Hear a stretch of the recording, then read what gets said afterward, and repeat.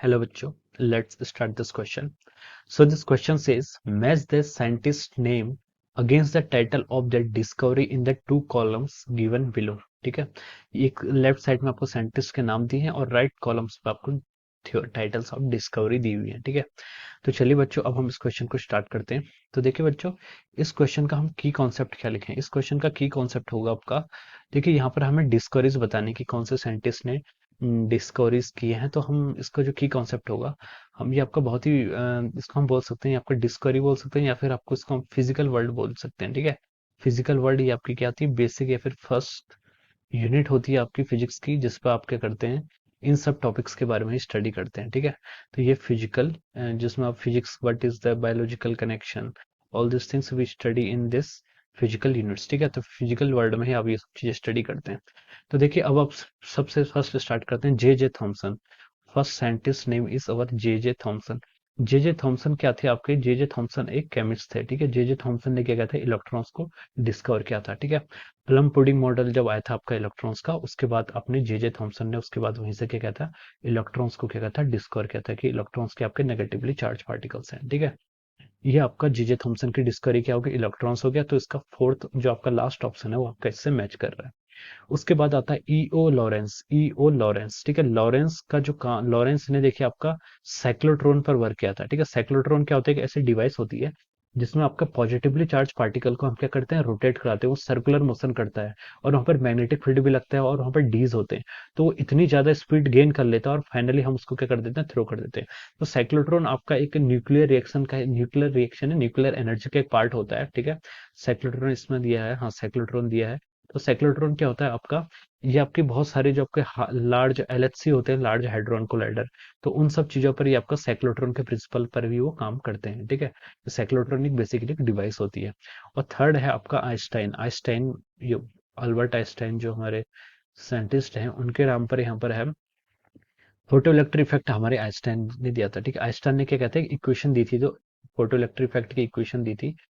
Photo electric effect, Einstein ने क्या था, फोटो इलेक्ट्रिक इफेक्ट की इक्वेशन दी थी, जो कहती थी कि h nu equal to the work function times kinetic energy. अगर कोई फोटोन इंसिडेंट होता है, तो जो उसकी इक्वेशन थी आइंस्टाइन सर की, वो थी h nu equal to h nu not plus of और काइनेटिक एनर्जी। ठीक है, ये आपके के ई मैक्स भी लिख सकते हैं। ठीक है, तो देखिए, जितनी एनर्जी आप फोटोन्स की फॉर्म में देते हैं, कुछ एनर्जी उसके वर्क फंक्शन की फॉर्म में रिलीज होता है, और जो बाकी एनर्जी आपकी बच जाती है उसकी काइनेटिक एनर्जी की फॉर्म में, जो इलेक्ट्रॉन्स होता है, इलेक्ट्रॉन्स की काइनेटिक एनर्जी की फॉर्म में डिसिपेट हो जाती है। ठीक है, तो ये क्या था आपका, आइंस्टाइन ने फोटो इलेक्ट्रिक इक्वेशन दी थी। ठीक है, और फोर्थ है आपके मैक्सवेल। मैक्सवेल, मैक्सवेल ने आपकी क्या दिया है, मैक्सवेल का देखिए यहाँ पर कंट्रीब्यूशन देखेंगे, तो मैक्सवेल ने यहाँ पर आपका इलेक्ट्रोमैग्नेटिक वेव्स में, मैक्सवेल ने क्या था, इलेक्ट्रोमैग्नेटिक वेव्स में देखिए, जो आपकी इक्वेशंस होती हैं, आपकी जो इक्वेशंस होती है, मैक्सवेल ने क्या किया था, मैक्सवेल ने बेसिकली एक ही बहुत इंपॉर्टेंट काम किया था, इसने इलेक्ट्रिक फील्ड और मैग्नेटिक फील्ड की जो आपकी, मैक्सवेल ने अपनी चार इक्वेशंस दी थी, जिन्होंने क्या किया, जिस चार इक्वेशंस ने आप पूरी जो इलेक्ट्रोमैग्नेटिक होती है उसको पूरा क्या कर दिया, इलेक्ट्रिसिटी